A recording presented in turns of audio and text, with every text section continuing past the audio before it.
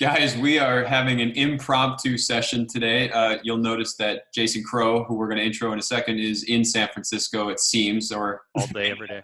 um, but I wanted to bring Jason on because Jason is the head of partnerships and business development for Precision Nutrition PN. And I thought it'd be a really interesting conversation just to hear what they are putting out into the marketplace right now in terms of content and the partnerships and coalitions that they're building, and then discuss how you guys at your coach to client level or coach to audience level could do something similar. And I think, Jason will explain this well, but the idea here that we want you to take away from this is you need to add value to your audience. You need to help your audience right now, and you need to be really consistent with that help because people are just searching for guidance. So, Jason, it's awesome to have you on. And can you just do me a favor and in normal times, what do you generally What do? do I do? Yeah. Maybe, yeah. So what did I do 2 weeks ago? Up until, so first of all, thanks for having me. It's great to be here. Up until about 2 weeks ago, I was the head of our partnership and business development group at PN. What that essentially means is we work with gym chains and education companies like OPEX around the world, bringing out our education products like our level 1 nutrition certification and our level 2 products, as well as some of our software tools like Pro Coach. So that's what I used to do day to day. And then obviously, things have kind of accelerated tenfold in the last 2 weeks. And Precision Nutrition as a company, actually on a Friday 2 weeks ago, made a decision that now is not the time to be promoting. Now is not the time to be asking somebody if they want a $1,000 certification, or talking to them about coaching them through a body transformation. Now's the time to really focus on our industry, and because we as a collective group were hit pretty hard pretty quickly. So what PN decided to do is reach out to a bunch of our friends in the industry, and in some cases they would be competitors, and said, hey, let's form a coalition. Let's chop out all the noise.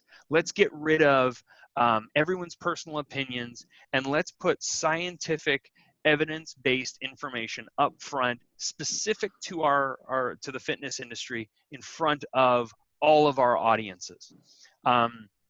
So very, very quickly, over a 4 or 5 day period, we whipped together our first, what we called a webinar series, where we had folks representatives in the fitness technology space, other certification companies, Renaissance Periodization, who's a direct competitor of PN, to come on and just talk about what does all of this mean, where we're at right now, and what are some of the practical and actionable things that personal trainers can do right now to set themselves up for the new reality for this indeterminate amount of time. So it's been an amazing ride. We basically built this organization out of nothing. And over the last 2 weeks, we now have over 30 very large companies connected to our coalition that are contributing information and ideas, but also sending information out to their audiences to bring more people in. As of yesterday, we had 24,000 unique visitors to our website, healthandfitnesscoalition.com. And we're getting ready for our next webinar, which is happening actually in the next 2 hours. So on Thursday, the 26th at 3:30 p.m. Eastern Time. But if you're hearing this afterwards, you can head over to the website, and the video will be there to watch. So I'd love to take this in a principled direction here, just because I think if coaches can wrap their heads around what led you to make this decision and what you're trying to do for your audience, they can say, here are maybe some framework ideas I can use to do this for my audience as well. So what made you think that doing this coalition, as compared to, I think your words were, selling a body transformation or a course, what made that more important right now? I think that the fitness industry over the last 5 or 6 years has seen unprecedented growth and attention. And so many wonderful people have kind of come into this industry again in the last few years and established businesses and made some marked contributions to the health and well-being of the people that come to them for advice. We also know that the fitness industry is actually one of the ones that has incredibly high churn in the first couple of years that someone's involved with it. And one of the things that we thought was, let's not let this virus and this situation essentially wipe out an entire, quote unquote, generation of people that would be coming into this industry to continue the dramatic expansion we've seen over the last couple of years. So really, this was an opportunity for us, again, as a collective, to essentially save our industry so that when everything clears up in whatever the amount of time is, we all have an industry to help service. So, that's really the point of us working together. And again, I've been amazed. I've come from 15 years of working in the healthcare space. So I work for pharmaceutical companies and a pediatric hospital and diagnostic firms. And this kind of camaraderie would never happen there. Yeah. Right? Because everyone's trying to sell a product, but this is legitimately an industry where everyone realizes that, this is a people industry and we're all in this thing together. So it's been, like I said, an amazing journey over the last 2 weeks. Okay. As we start to dive down into, generally speaking, and certainly you guys speak to plenty of end consumers, but a lot of the folks you speak to are coaches, gym owners, fitness professionals. What about the coalition is directly going to benefit them right now? Yeah. So what we've done is there's lots of information about what COVID-19 is. There's lots of places where you can get very scientifically based information about the actual virus itself. What we did, like I said, is trying to figure out a way that we can make this very tangible and actionable for the fitness industry. So what we've done is this week, for example, we're having Dr. Michael Gervais, who's the host of the Finding Mastery podcast. And what he's going to talk about is he's going to talk about performance psychology. So now under times of immense stress, how do you as a coach figure out how to stop, understand the situation that you're in, and basically start to refocus towards a new reality? And what does this mean for not only you as a coach and potentially business owner, but what does it mean for your clients as well? And how can you help them go on the exact same journey together? So again, it's providing tangible and actionable pieces of information that folks can use. Next week, we're going to have BJ Fogg, who's the author of the Tiny Habits book. Wildly successful book, but he's going to talk about his psychological model, again, for folks to get their head around, how am I going to reposition the business that I had before into what the business I'm going to have, not only for the next number of months, but potentially this becomes my pivot for the future period. Because I think one of the things that we can all comfortably say, coming out of the number of other, large, social disasters that have happened over the last 50 years, is that in every situation, life never exactly went back to the way it was before. Jim, you and I have talked more about Boeing and kind of the airline industry. When you look at the growth between 1980 and 2000 in the airline industry, it was staggering and on an amazing trajectory. After 9/11, a considerable drop off that never really reached those pre 9/11 numbers. Is it going to be the same thing for the fitness industry? We don't know. But what we're trying to get folks to do is think about potentially what some different options are for them today to get themselves ready for whatever that new reality is, having the agility and flexibility to kind of move with the system as it kind of progresses over the next few months. Now, let me ask you this, and this is a sore subject for some people out there, but I think it's important for coaches because they have to earn revenue over time. So you said that you wanted to put course sales on hold for a little bit. Totally understand that. How will you start to make that pivot back to selling courses, et cetera? And the reason why I want to ask this is because coaches, I agree 100%. They need to add value right now. They need to give tangible support to the people they have. But Yep. at some point, they're going to have to sell Yep. training. So Yep. if it's okay and you're not going over the line, how Yeah. are you guys going to ultimately shift back into the other side of the game? I think right now it's hard to say when that day is actually going to come. What I can tell you is the some of the changes that we've made so far. And this is just speaking from a PN perspective. I can't speak to the broader industry because everyone's situation is going to be different. From a PN perspective, we're still, we set up a launch model, a registration model for selling our certification. So we only sell the cert officially twice a year, once in April and once in October. We're still going through with that. But I think the language that we're using and the way that we're approaching our audience is going to be a little bit different this time than it has been in the past. We're also not running as many social ads as we have previously, not kind of hyping it up as much, knowing that there are people that just can't even think about that right now. But we are putting the option in place for folks if they are interested in purchasing. Along with the purchase of a certification, what we're doing is we're including 90 days of our Pro Coach software, which is actually one of those tangible tools that someone could use to be able to coach virtually or do nutrition coaching virtually for their audience. And we're giving them a whole bunch of tools to be able to make that transition if that's something that works out for them.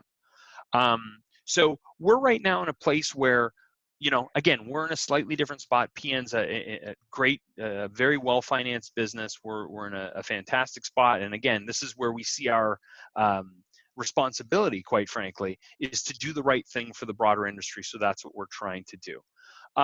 When the time comes where it's time to start to build back, I can't speak to today because, as I'm sure everybody appreciates, the world that the way that I thought the world was 3 days ago is not the way the world is now, and likely won't be the same 3 days from now.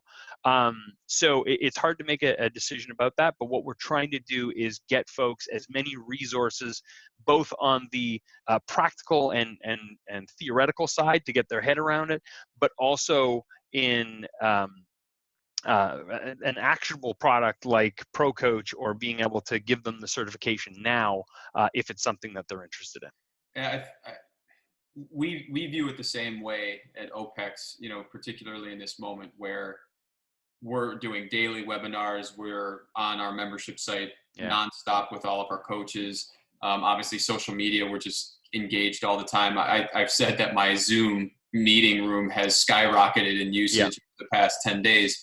And we're also thinking of it similarly on the selling side. It's like we have courses that people want, and if they're in a position where they're in a great spot and want to use this time for education, wonderful. But we're not slapping people across the face saying you need to do this course, and we're certainly not trying to utilize the virus as the impetus for somebody to buy the course. So I think 100%. For coaches out there, and I want to ask you this question in a second, for coaches out there, it's really important that the more you help people in this moment, it's a very emotional time, it's a stressful time, the more they'll remember you coming out of this thing, which I think, Jason, is what you're saying.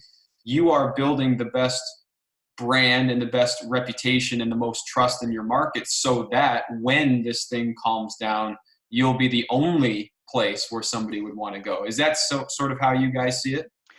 Kind of, without it being explicitly about PN. I think now is definitely just the time for helping, again, clear out the noise. Now is the time for information and focus.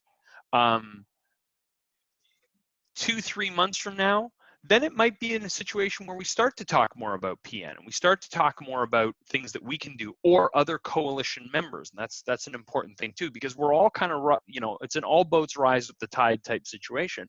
So it's not just about PN, it's about taking kind of the entire group with us. But I would say certainly for right now, it's literally about, it's about 2 people that we're thinking about. It's about that personal trainer that maybe has their own gym or is an individual practitioner, and the person that comes to that trainer for help. How do we help those 2 people navigate the next little while as a collective industry. And when the time is right, then we'll start to transition back. But for now, it's just about helping. What are some of the big takeaways? And I know that at this moment of recording, you've only done one webinar so far, but what were some of the big takeaways that came out of the webinar, either from what was said from the coalition members or that you saw in response to the webinar? I think what's been absolutely amazing in the feedback that we've received is, I think a lot of folks felt that the whole online transition would be incredibly daunting. And one of the things that we were very clear about on the first webinar is you don't need to run out and sign up for any particular product, or even with a free offer. You don't have to use those tools. Don't make your life more complicated at this point. Use the tools that you already know and your clients already know. Use FaceTime, use Skype. If you have a Zoom account, use that as a way to interact with your clients. Maybe think about using your Instagram account differently than you were previously as a way to connect and maintain relationships with your clients. So that was kind of the big focus for people. I think a lot of folks were expecting this, you need to sign up for X product and it'll solve all your problems. And we were saying, first thing we're going to do, and this is kind of a big tenet at PN, is let's just all slow down. Like right now, we're in a position where nobody can confidently say what's going to happen tomorrow. We can only really speak about right now. So let's go slow. Let's be thoughtful about what we're doing, and let's not change what we're doing day to day drastically. Let's just try and make small little changes using the technology and the processes that we had in place already to try and start to nudge ourselves towards something new. Knowing that along the way, based on a whole bunch of environmental factors, we may need to continue to pivot as time goes on. So I think that was the big takeaway for folks. And again, we heard that loud and clear in the feedback that we've received from folks. Awesome. If you were to venture, not when, but how fitness will start to come out of this, do you anticipate a direct move back to brick and mortar? Do you anticipate a large number of people keeping that toe in the water of remote coaching? Do you anticipate a huge number of people trying to go remote only?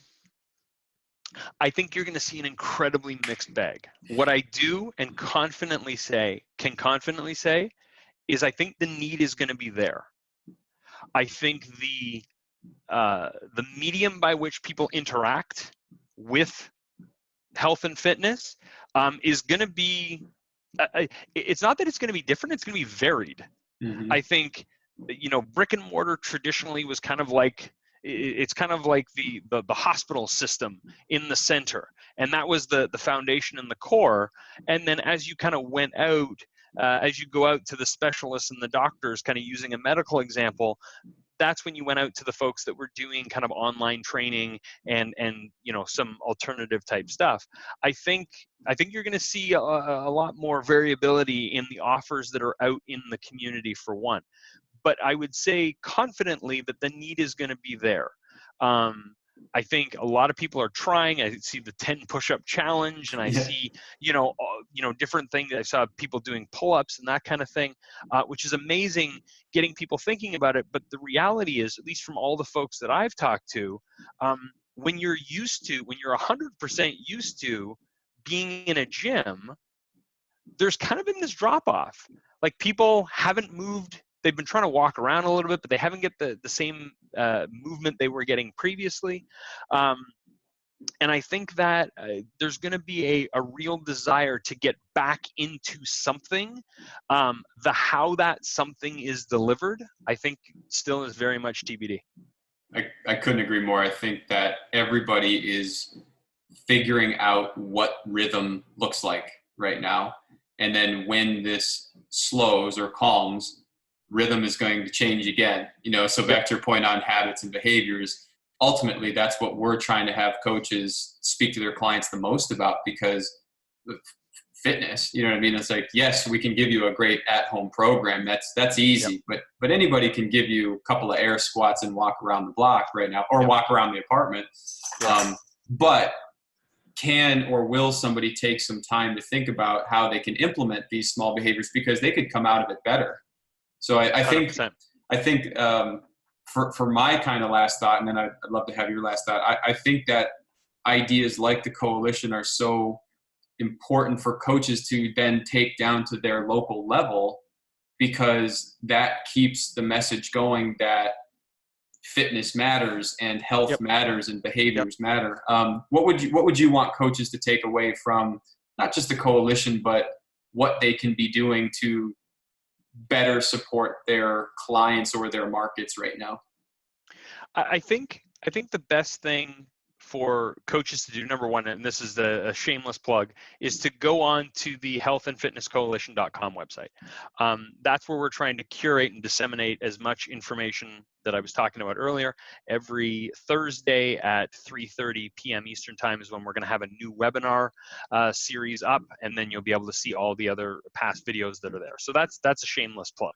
But the big takeaway, I think, at this point is whatever your business was previously, reach out to those folks. Just, and even if folks have said, hey, I'm going to drop out of personal training for a bit, or I'm canceling the gym, or whatever, just reach out and say hi and be a person. Because in the same way that you're concerned with what's going on, the people that you were going to that were coming to you for support and have an emotional connection to you don't have part of that support anymore. So I think the best thing folks could do is just reach out, say hi, check in with your clients, let them know you're thinking about them, and then go from there. Don't try and sell them anything, or don't say, hey, if you want to attend my Zoom call or anything like that, just say hi and be a person. Yeah, I've heard that's working extremely well just to get conversations started. And actually, surprisingly enough, people have gotten new clients online with it Exactly. right now. So, Exactly. Jason, man, I really appreciate you coming on. Thanks for telling us what's Jim. going on in your world. And hopefully a lot of people can check out that coalition and then take the message back and help a bunch more people. Absolutely. Listen, I appreciate you having me on. Thanks so Yeah. much, Jim.